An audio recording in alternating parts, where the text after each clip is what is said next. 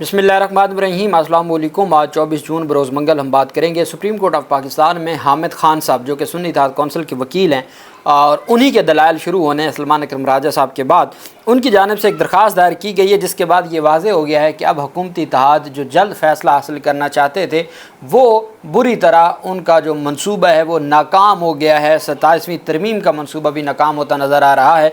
बहुत बड़ी पेशरफ सामने आई है, उसकी तफसीलात मैं आपके साथ शेयर करूँगा। साथ में आपको बताऊँगा कि पाकिस्तान तहरीक इंसाफ के सरबराह इमरान खान की ज़मानत की दरख्वास्तें खारिज कर दी गई हैं लाहौर हाई कोर्ट की जानिब से। ये कोई ऐसा अनहोना फ़ैसला नहीं है, अनोखा फ़ैसला नहीं है, और मैं और आप हम काफ़ी अरसा से ये जानते हैं कि आजकल कैसे निज़ाम में फ़ैसले कैसे हो रहे हैं। लेकिन कुछ बड़ी दिलचस्प चीज़ें हैं जो मैं आपके साथ शेयर करना चाहूँगा इस फ़ैसले के हवाले से भी, और आगे अल्टीमेट अब चूँकि ये मामला सुप्रीम कोर्ट ऑफ पाकिस्तान में जा रहा है और ये ज़मानत की दरख्वास्त है, ये जल्दी समाअत के लिए मुकर्रर हो जाती है। हो सकता है अगले हफ्ते ही ये समाअत के लिए मुकर्रर हो जाए। पहले तो जस्टिस हाशिम काकड़ बेंच सुनता रहा, अब ये भी हो सकता है कि फिर रेगुलर बेंच भी अमीनुद्दीन खान साहब का बन जाए। कुछ भी हो सकता है हमारे निज़ाम में। लेकिन अब जानते हैं कि पाकिस्तान तहरीक इंसाफ के सरबराह इमरान खान को 9 मई के मुकदमात में उस वक्त नामज़द किया गया। इमरान खान 9 मई को सरकार की कस्टडी में थे, उनको इस्लामाबाद हाई कोर्ट से गिरफ़्तार किया गया। पाकिस्तान तहरीक इंसाफ के वकला ने दरख्वास्त दायर की कि ये जो गिरफ़्तारी है ये गैर कानूनी है, उनको रिहा किया जाए। जिस पर आमिर फ़ारूक उस वक्त चीफ जस्टिस थे, उन्होंने IG वगैरह के ख़िलाफ़ और रेंजर्स हुकाम के ख़िलाफ़ तौहीन अदालत की कार्रवाई तो शुरू की, लेकिन उन्होंने जो गिरफ़्तारी थी उसको कानूनी करार दे दिया। अगले दिन ही दरख्वास्त दायर हो जाती है। उमर अता बंदयाल साहब उस वक्त चीफ जस्टिस थे, उनके साथ अत्तर मिनल्ला साहब वगैरह थे। उन्होंने उस गिरफ़्तारी को 11 मई को उस गिरफ़्तारी को गैर कानूनी करार देते हुए इमरान खान को रिहा करने का हुक्म दे दिया। उनकी ज़मानत हुई, 190 मिलियन पाउंड केस यही वाला, उसमें ज़मानत हुई और ज़मानत होने के बाद इमरान खान रिहा हो गए। सुप्रीम कोर्ट ऑफ पाकिस्तान के सामने खड़े होकर भी इमरान खान ने ये बात की थी कि उनको नहीं आइडिया, चूँकि वो आपकी कस्टडी में थे, सरकार की कस्टडी में थे, उनको आइडिया ही नहीं है कि बाहर क्या कुछ होता रहा। हाँ, ये एक बिल्कुल अपनी जगह दुरुस्त बात है कि इमरान खान की रिहाई अगर गिरफ़्तारी है तो गिरफ़्तारी के बाद उनकी जो जमात के लोग हैं उन्होंने अपना एहतजाज भी करना था, उन्होंने अपना एहतजाज रिकॉर्ड भी करवाना था, उन्होंने अपना वो जिस हद तक जा सकते थे आइनी और कानूनी जो अख्तियार है वो उन्होंने हक हासिल था। जैसे आपको इल्म है बेनज़ीर भुट्टो की डेथ हुई, शहादत हुई, तो उस पर किस तरीके से, तो वो तो अलग ही मामला था ना। कोई कहे कि जी आज तक ऐसा नहीं हुआ। हमारे सुप्रीम कोर्ट ऑफ पाकिस्तान में हमारे जजेस ने कहा कि जी जो 9 मई को हमने देखा वो पहले नहीं हुआ, तो मैं हैरान होता हूँ कि वो ऐसा कैसे कह सकते हैं। बेनज़ीर भुट्टो का मामला हो या और 2-3 ऐसे वाक़यात ये रिसेंट ऐसे बने जिसके बाद ये सारा कुछ हमें, यहाँ तो सुप्रीम कोर्ट ऑफ पाकिस्तान के ऊपर हमला कर दिया गया था, बाकी चीज़ें तो बाद की बात हैं। अब इमरान खान कहते हैं कि जी उन्होंने अगर कोई बात की थी तो वो भी इतनी थी कि अगर मैं गिरफ़्तार होता हूँ तो आपने एहतजाज करना है। अब वो एहतजाज कहाँ तक पहुँचा, कैसे पहुँचा, उसका कोई सबूत नहीं है सिवाय 2 गवाहान के जो हेयर से एविडेंस है, जो कहते हैं कि हमने सुना, हम इमरान खान के कारकुनान की उसमें उनकी शक्ल सूरत बना के गए थे या उनके हुलिये में गए थे और हमने सुना कि इमरान खान और ये सारी लीडरशिप बैठी है और ये लीडरशिप सारी की सारी वहाँ पर ये प्लानिंग कर रही है, साजिश कर रही है कि अगर इमरान खान गिरफ़्तार हो गया तो हमने क्या करना होगा। अब दिलचस्प बात यह है कि इसी मुकदमात में पहले एजाज़ चौधरी की ज़मानत मंजूर हुई है। एजाज़ चौधरी मौके पर मौजूद थे, इमरान खान मौके पर मौजूद नहीं थे। साजिश का इल्ज़ाम तो सब पे एक जैसा है ना। ये याह्या अफरीदी साहब का बेंच था जो ये कह चुका है कि सिर्फ साजिश के इल्ज़ाम की बुनियाद पर ना आप लोगों को जेलों में रखें। फिर जो बात की गई थी हाशिम काकड़ बेंच की जानिब से, उन्होंने कहा था कि साजिश क्या होती है, आपके पास सबूत क्या है, कोई सबूत नहीं है। उससे पहले जमाल मंदोखेल साहब और नईम अख्तर अफ़गान साहब सवालात उठा चुके हैं कि कहाँ है आपके पास कोई एविडेंस, किधर है CCTV। और जमाल मंदोखेल साहब ने तो यहाँ तक कहा था कि एक हवालदार के कहने पर हम साबिक़ वज़ीर आज़म को गद्दार कह दें, यहाँ तक कहा गया था। फिर जब इमरान खान गिरफ़्तार हो गए, गिरफ़्तार तो पहले से थे, लेकिन जब इन मुकदमात में गिरफ़्तार किया गया 9 मई के मुकदमात में, तो अदालत ने 12 मुकदमात में 10 दिन का जिस्मानी रिमांड दे दिया। उस जिस्मानी रिमांड को चैलेंज किया तो उस वक्त 2 रुकनी बेंच था अनवारुल हक पन्नू साहब की सरबराही में। उन्होंने ना सिर्फ वो जिस्मानी रिमांड का फ़ैसला कलअदम करार दिया, बल्कि पूरे का पूरा जो प्रोसिक्यूशन का केस था उसके हवाले से उन्होंने ये सवाल उठाया था कि जिन 2 पुलिस वालों की गवाही की बुनियाद پہ یہ سارا مقدمہ بنایا گیا یا عمران خان کو نامزد کیا گیا، وہ پولیس والے اس وقت کہاں تھے؟ اگر وہ 9 مئی سے پہلے سن کے آئے تھے تو انہوں نے کوئی رپٹ درج کی تھی، انہوں نے کوئی مقدمہ درج کروایا، انہوں نے کسی کو بتایا، یا وہ مئی کا وقوع ہے اور کئی مہینے بعد وہ ایک اور مقدمے میں سپلیمنٹری اسٹیٹمنٹ دے کے وہ نامزد کرتے ہیں؟ تو ان کی کہے کی کیا حیثیت ہے؟ اور جس مقدمے میں وہ مسلم لیگ نون حملہ کیس تھا، لاہور ہائی کورٹ نے کہا کہ جس مقدمے میں عمران خان کے خلاف وہ اسٹیٹمنٹ دی گئی، اس مقدمے میں عمران خان کی عبوری ضمانتیں منظور ہو چکی ہیں۔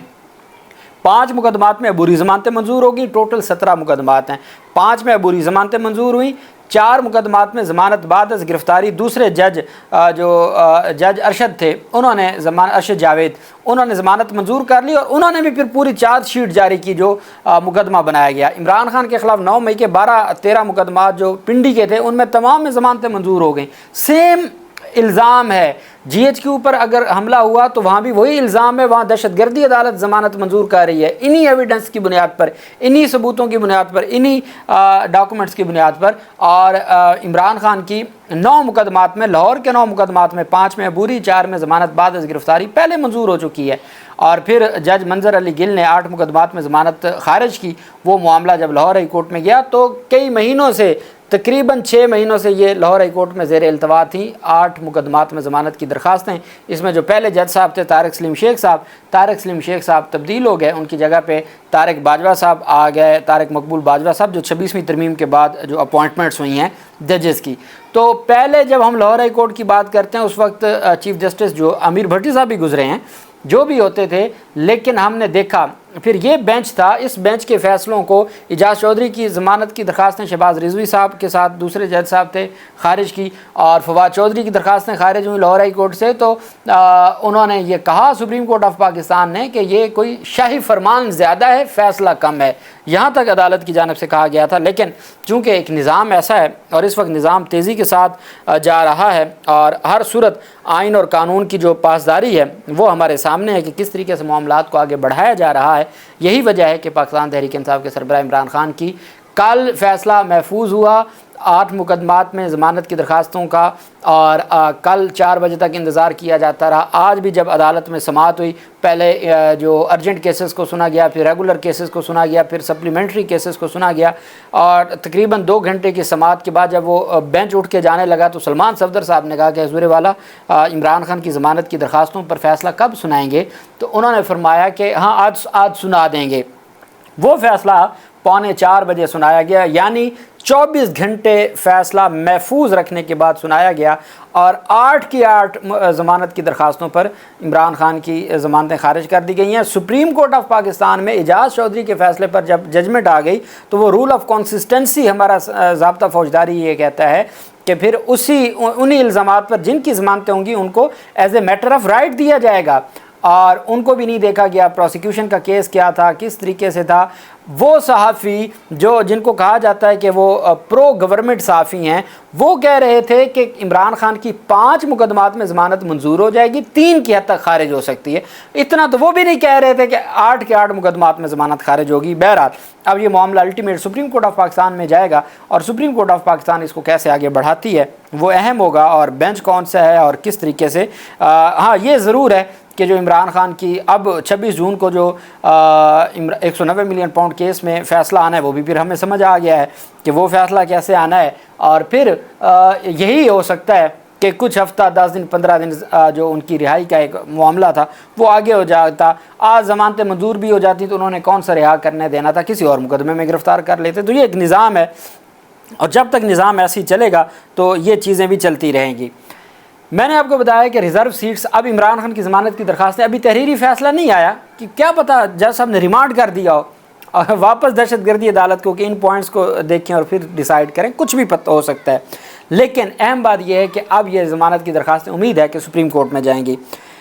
وہیں پہ آج میں نے آپ کو بتایا کہ پاکستان تحریک انصاف کی ریزرو سیٹس سے متعلق جو کیس ہے اس میں معزز عدالت کی جانب سے، سپریم کورٹ آف پاکستان کی جانب سے جمعرات 26 جون کے لیے سماعت کے لیے مقرر کر دیا گیا ہے۔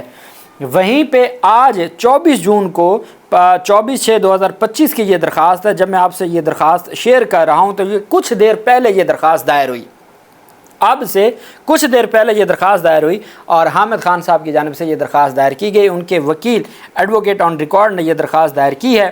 درخواست اس وجہ سے اہم ہے کہ اگر 26 کو سماعت ہوتی ہے تو 26 کو سلمان اکرم راجہ صاحب کے دلائل ہوں گے, اس کے بعد حامد خان صاحب کے دلائل شروع ہونے ہیں. سنی اتحاد کونسل کی کچھ ریویو پٹیشنز میں فیصل صدیقی وکیل ہیں اور کچھ ریویو پٹیشنز میں حامد خان صاحب وکیل ہیں.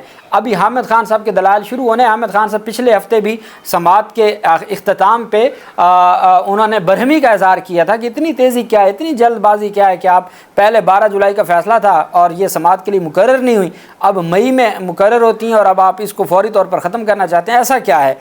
اب حامد خان کی جانب سے CRP نمبر 1264/2024 ہے, یہ سول اپیل نمبر ہے 333/2024 جو اوریجنل کیس تھا. Election commission of Pakistan through its secretary Islamabad versus Sunni Ittehad council through its chairman Faisalabad and others application for adjournment. یہ درخواست ہے التوا کی حامد خان صاحب کی جانب سے.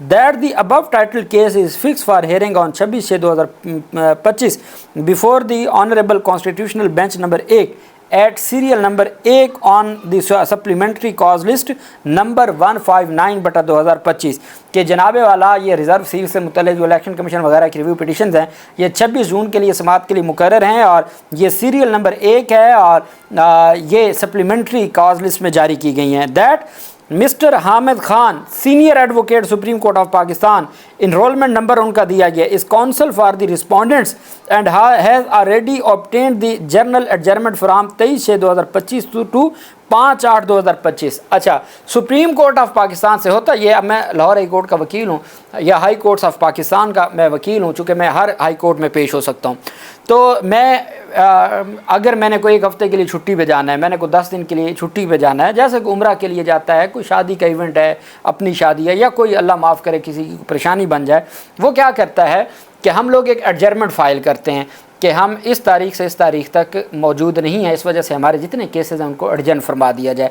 تو وہ پھر جرنل ایڈجرمنٹ ہوتی ہے, ہمارے جتنے بھی کیسز ہیں ان تمام کیسز پر, چونکہ آن لائن سسٹم ہے تو وہ تمام کیسز ایڈجرن ہو جاتے ہیں. اب اور یہ اگر ایڈجرمنٹ منظور ہو جائے تو پھر ہوتے ہیں, اگر ایڈجرمنٹ نہیں منظور ہوئی تو پھر نہیں ہوتا. حامد خان نے کیا کیا کہ جب سپریم کورٹ آف پاکستان میں ابھی یہ سماعت کے لیے مقرر نہیں ہوا تھا ریزرو سیٹس کا کیس, 23/6 کو انہوں نے ایک درخواست دائر کی جرنل ایڈجرمنٹ کہ جناب والا میں 23/6/2025 سے لے کے 5 اگست 2025 تک اویلیبل نہیں ہوں, میرے تمام مقدمات کو ایڈجرن کیا جائے, جن مقدمات میں پٹیشنر کی طرف سے ہوں یا جن مقدمات میں رسپونڈنٹس کی طرف سے ہوں, اور وہ جرنل ایڈجرمنٹ منظور ہو چکی ہے. دلچسپ بات یہ ہے کہ وہ منظور ہو چکی ہے. اب یہ آئینی بینچ یہ نہیں کہہ سکتا کہ جی نہیں ہم اس ایڈجرمنٹ کو نہیں قبول کرتے, چونکہ وہ منظور ہو چکی ہے. Counsel for the respondents and have already, مطلب وہ حاصل کر چکا ہے, obtained the general adjournment from 23/6/2025 to 5/8/2025 hence he is not available on the said dates. اس وجہ سے وہ 23 جون سے لے کے 5 اگست تک وہ اویلیبل ہی نہیں ہے. اور اس میں پھر کاپی آف جرنل جو ایڈجرمنٹ ہے اس کو اٹیچ کیا ہے ساتھ کہ جناب یہ جو ہمیں جرنل ایڈجرمنٹ ملی ہے جو ہماری اپروو ہوئی ہے سپریم کورٹ کی جانب سے, اس کی کاپی بھی ساتھ لفظ کی ہے. That the other side has been informed accordingly, اس وجہ سے جو ہمارے مخالف فریق ہیں ان کو بھی بتانا ضروری ہے, اس وجہ سے یہ میں درخواست دائر کر رہا ہوں.